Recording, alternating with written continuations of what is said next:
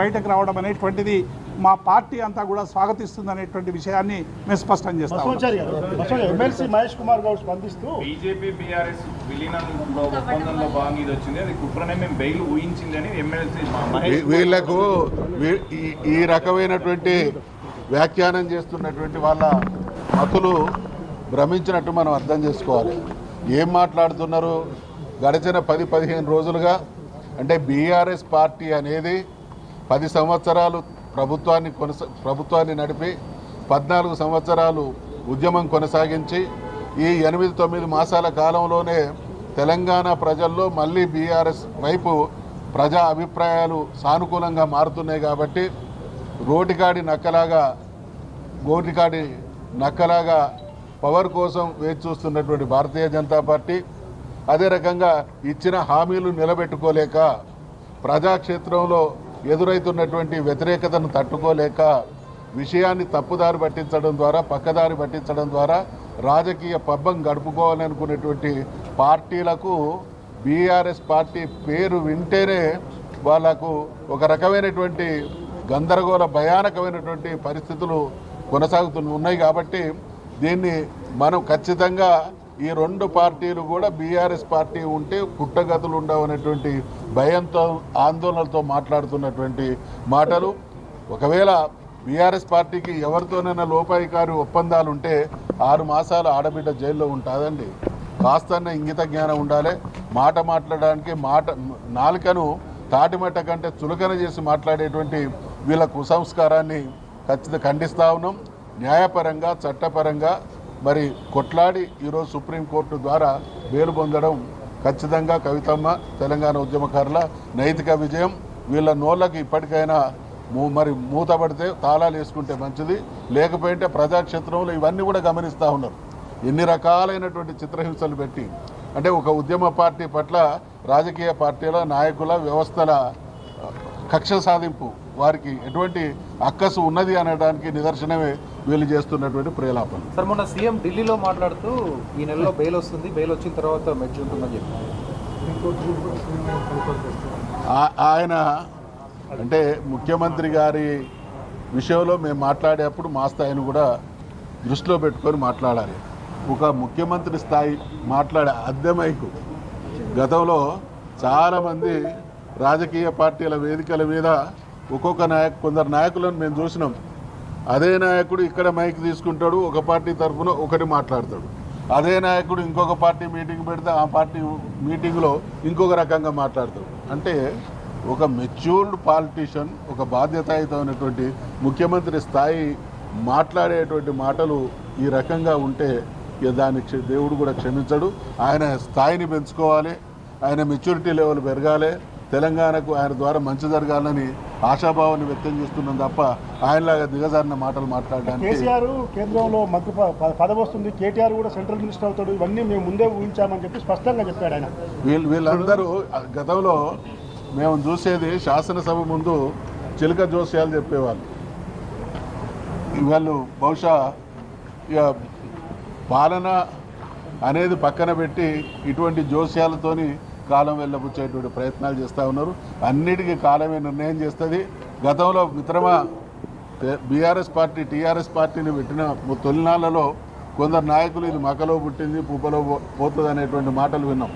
అదే ఇంకొక నాయకుడు గతంలో ముఖ్యమంత్రిగా ఉన్నటువంటి వ్యక్తి తెలంగాణ వస్తే కరెంట్ ఎక్కడి నుంచి వస్తాయి, మీ వైర్ల మీద బట్టలు ఆరేసుకోవాలని వస్తుంది. వీళ్ళందరూ ఏమైపోయిందో, వీళ్ళందరి చరిత్రలు ఏమైనాయో మనం చూస్తూ ఉన్నాం.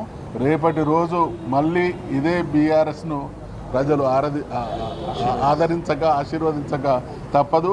వీళ్ళందరి రాజకీయ చరిత్రలు భూస్థాపితంగా కూడా తప్పదు.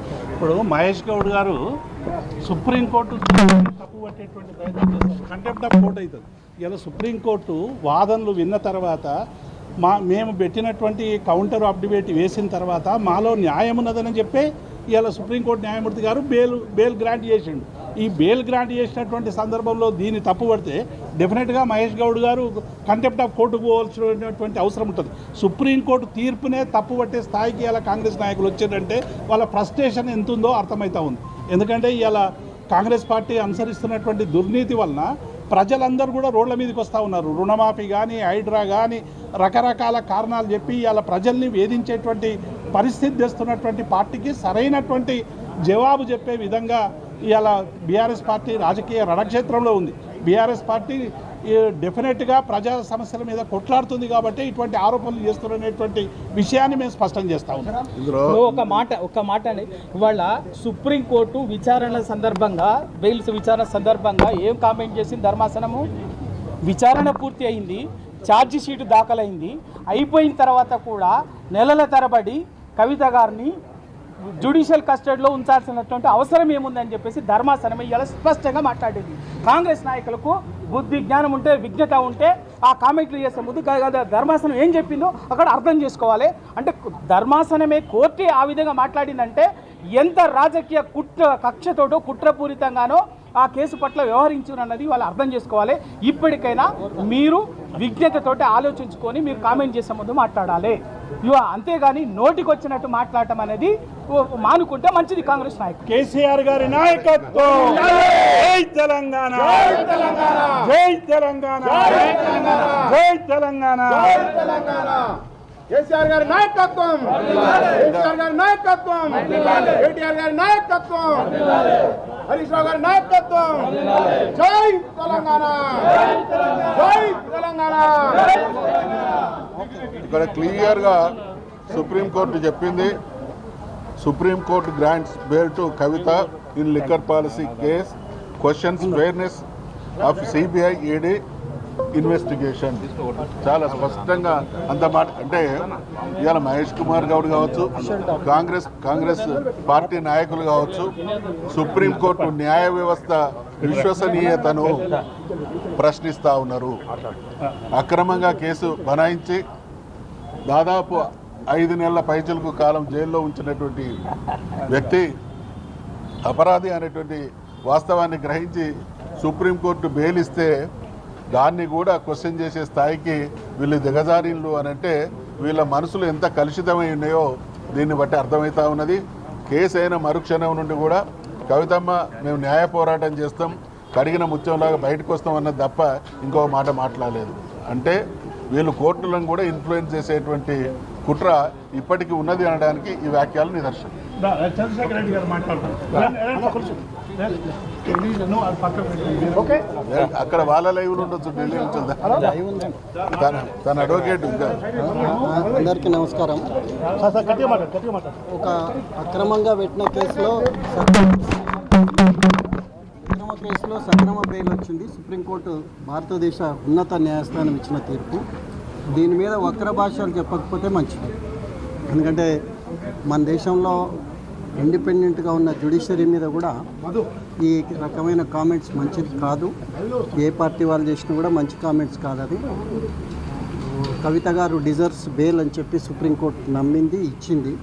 అందరు గౌరవించాలి. మరి ఈ సందర్భంగా కవిత గారికి బెయిల్ వచ్చినందుకు మేమందరం సంతోషాన్ని వ్యక్తం చేస్తున్నాం. తుది తీర్పు కూడా ఇదే మాదిరి ఉంటుందని ఆశిస్తున్నాం, నమ్ముతున్నాం.